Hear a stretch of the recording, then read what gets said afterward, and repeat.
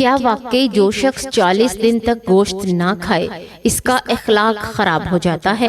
کیا یہ رسول اللہ صلی اللہ علیہ وآلہ وسلم کا فرمان ہے، یا پھر یہ ایک ایسی بات ہے جو وقت گزرنے کے ساتھ لوگوں میں مشہور ہو گئی ہے؟ اگر آپ نے بھی سوشل میڈیا پر یہ بات پڑھی ہے یا کسی سے سنی ہے تو آج کی ویڈیو آپ کے لیے بہت اہم ہے، کیونکہ آج ہم صرف ایک پوسٹ یا تصویر کی بات نہیں کریں گے بلکہ یہ جاننے کی کوشش کریں گے کہ رسول اللہ صلی اللہ علیہ وآلہ وسلم کی طرف کوئی بات منسوب کرنے میں کتنی احتیاط ضروری ہے۔ اس لیے ویڈیو کو آخر تک ضرور دیکھیے گا، کیونکہ آخر میں ہم اس دعوے کی حقیقت بھی جانیں گے اور یہ بھی معلوم کریں گے کہ ایسی پوسٹس کو شیئر کرتے وقت ہمیں کیا رویہ اختیار کرنا چاہیے۔ بسم اللہ الرحمن الرحیم۔ السلام علیکم ورحمۃ اللہ وبرکاتہ۔ پیارے ناظرین، آج کل سوشل میڈیا پر ایک تصویر، ایک عبارت بہت ہی زیادہ گردش کرتی ہے، جس میں لکھا ہوتا ہے کہ جو شخص 40 دن تک گوشت نہ کھائے اس کا اخلاق خراب ہو جاتا ہے، اس کی طبیعت بدل جاتی ہے اور وہ بد مزاج ہو جاتا ہے۔ اس کے ساتھ یہ بھی لکھ دیا جاتا ہے کہ یہ رسول اللہ صلی اللہ علیہ وآلہ وسلم کا فرمان ہے۔ عام طور پر جب کوئی دینی بات خوبصورت ڈیزائن کے ساتھ لکھی ہوئی ہو تو لوگ اس پر فوراً یقین کر لیتے ہیں۔ بعض لوگ اسے ثواب سمجھ کر آگے بھیج دیتے ہیں اور بعض اسے دلیل کے طور پر بیان کرنا شروع کر دیتے ہیں، اور بعض لوگ تو اسے حدیث سمجھ کر دوسروں کو سنانے لگتے ہیں۔ لیکن سوال یہ ہے کہ کیا ہر وہ بات جو دینی انداز میں لکھی ہو واقعی دین ہی ہوتی ہے؟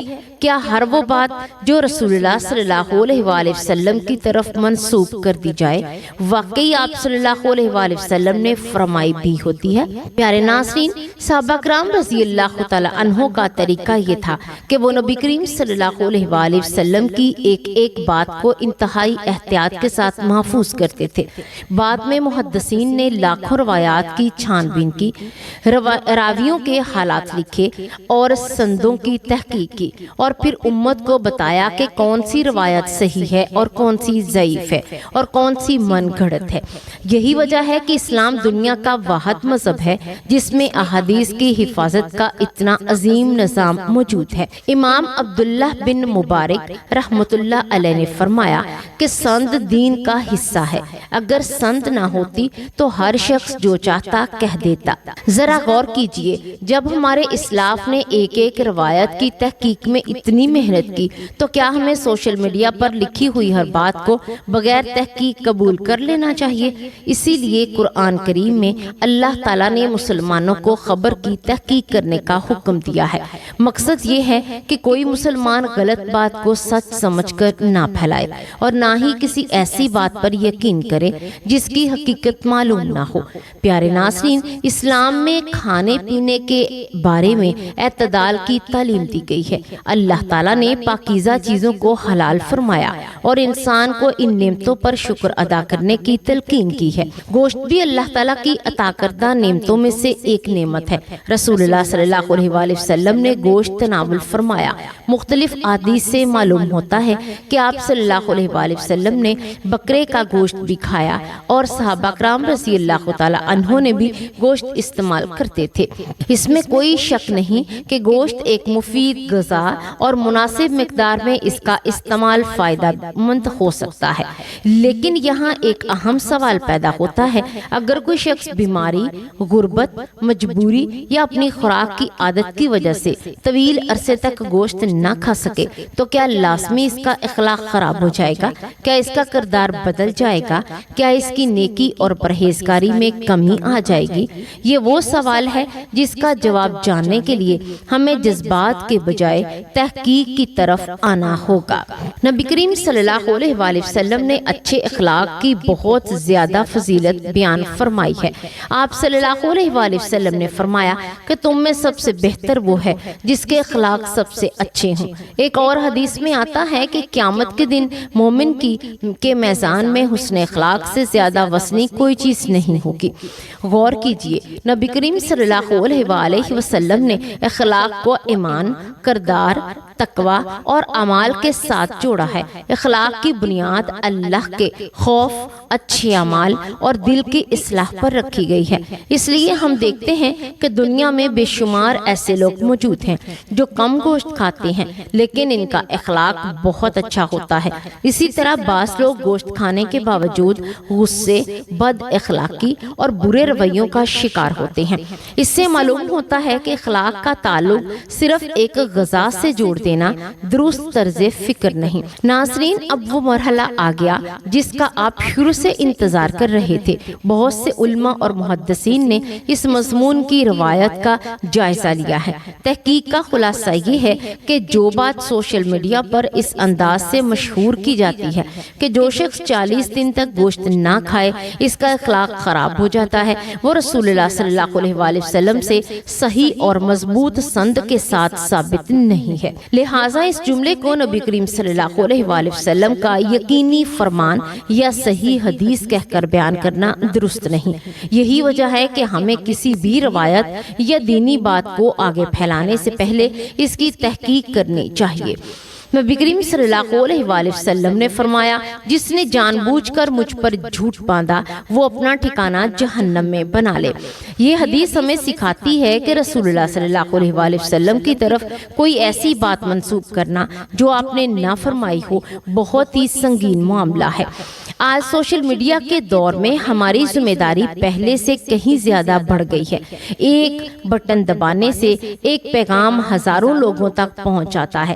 اگر وہ بات صحیح ہو تو صدقہ جاریہ بن جاتی ہے اور اگر غلط ہو تو اس کا گناہ بھی پھیل سکتا ہے۔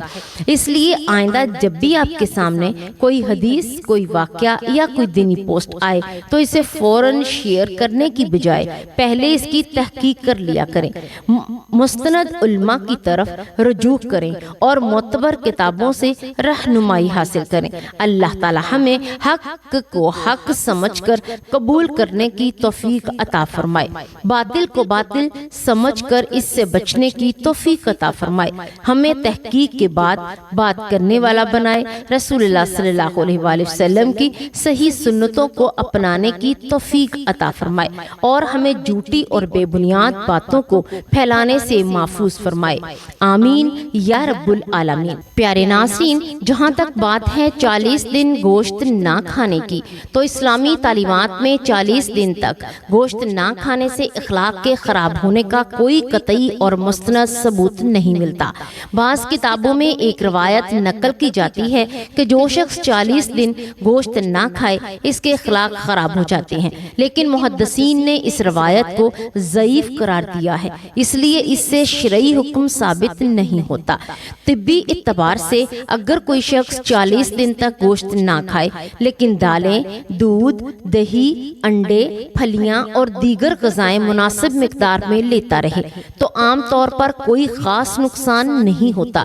البتہ اگر پروٹین، آئرن اور وائٹامن B12 اور دیگر ضروری غذائی اجزاء کی کمی ہو جائے تو کمزوری، تھکاوٹ یا خون کی کمی جیسی مشکلات پیدا ہو سکتی ہیں۔ اخلاق کا تعلق زیادہ تر ایمان اور تقوی، اچھی صحبت، تربیت، عبادات اور انسان کی عادات سے ہوتا ہے، نہ کہ صرف گوشت کھانے یا نہ کھانے سے۔ لہٰذا 40 دن گوشت نہ کھانے سے لازمی طور پر اخلاق خراب نہیں ہو جاتے۔ یہ بات صحیح اور ثابت شدہ نہیں ہے، البتہ متوازن غذا لینا صحت کے لیے بہت ضروری ہے۔ پیارے ناظرین، دین اسلام میں ہر بات کو تحقیق اور مستند دلائل کی روشنی میں سمجھنا ضروری ہے۔ بہت سے لوگ یہ سمجھتے ہیں کہ 40 دن تک گوشت نہ کھانے سے لازمی طور پر اخلاق خراب ہو جاتے ہیں، حالانکہ اس کے بارے میں مشہور روایات مستند نہیں ہے۔ پیارے ناظرین، اگر آپ کو اس معلوماتی ویڈیو میں ایک بھی اچھی بات ملی ہو تو اسے دوسروں تک ضرور پہنچائیے، کیونکہ علم کو پھیلانا صرف معلومات نہیں بلکہ ایک بہت بڑا صدقہ جاریہ ہے۔ اگر آپ کسی کو کوئی نیکی کی بات بتاتے ہیں اور وہ اس پر عمل کرتا ہے تو اس کا ثواب بھی آپ کو ملتا ہے اور اس کے عمل کا ثواب بھی اس کو ملتا ہے۔ اسی طرح ایک چھوٹی سی شیئر کی گئی بات بھی آپ کے لیے بے شمار نیکیوں کا ذریعہ بن سکتی ہے۔ اس لیے کوشش کریں کہ اچھی بات، اچھی سوچ، دین کی بات کو زیادہ سے زیادہ لوگوں تک پہنچائیں، کیونکہ شاید کہ آپ کے ذریعے کسی کی زندگی بدل جائے، کسی کا دل نرم ہو جائے اور کسی کا ایمان مضبوط ہو جائے۔ اگر آپ اسی طرح کی مزید ایمان افروز اور معلوماتی ویڈیو دیکھنا چاہتے ہیں تو ہمارے چینل کو سبسکرائب ضرور کریں اور بیل آئیکن کو بھی پریس کریں تاکہ ہر نئی ویڈیو آپ تک فوراً پہنچ سکے۔ اور ناظرین، اگر آپ اس کوشش میں کوئی ہم سے کمی یا غلطی رہ گئی ہو تو دل سے معذرت چاہتے ہیں، کیونکہ انسان خطا کا پتلا ہے، ہم سب غلطی کر سکتے ہیں۔ اس لیے اگر ہم سے کوئی خطا ہو جائے تو ہمیں ضرور معاف کیجیے گا۔ آپ کی حوصلہ افزائی ہی ہمارے لیے سب سے بڑا انعام ہے۔ اللہ تبارک و تعالی ہم سب کا حامی و ناصر ہو، ہمیں نیکی کے راستے پر چلنے کی توفیق عطا فرمائے، ہمیں شیطان کے وسوسوں سے محفوظ رکھے اور ہمیں دین اسلام پر ثابت قدم رکھے، آمین یا رب العالمین۔ اللہ تبارک و تعالیٰ سے دعا ہے کہ اللہ تبارک و تعالیٰ ہمیں دین کی بات کو سننے، سمجھنے، اس پر عمل کرنے کی توفیق عطا فرمائے، ہمیں قرآن و سنت کے مطابق زندگی بسر کرنے کی توفیق دے اور ہمیں پنجگانہ نمازی بنائے، ہماری نمازوں میں خشوع و خضوع پیدا فرمائے اور ہمارے گھروں میں اسلامی اصولوں کو رائج کرنے کی توفیق دے۔ اللہ تبارک و تعالی ہمیں قرآن و سنت کی روشنی میں زندگی بسر کرنے کی توفیق دے۔ اللہ تبارک و تعالی ہم تمام مسلمانوں کا حامی و ناصر ہو، آمین یا رب العالمین۔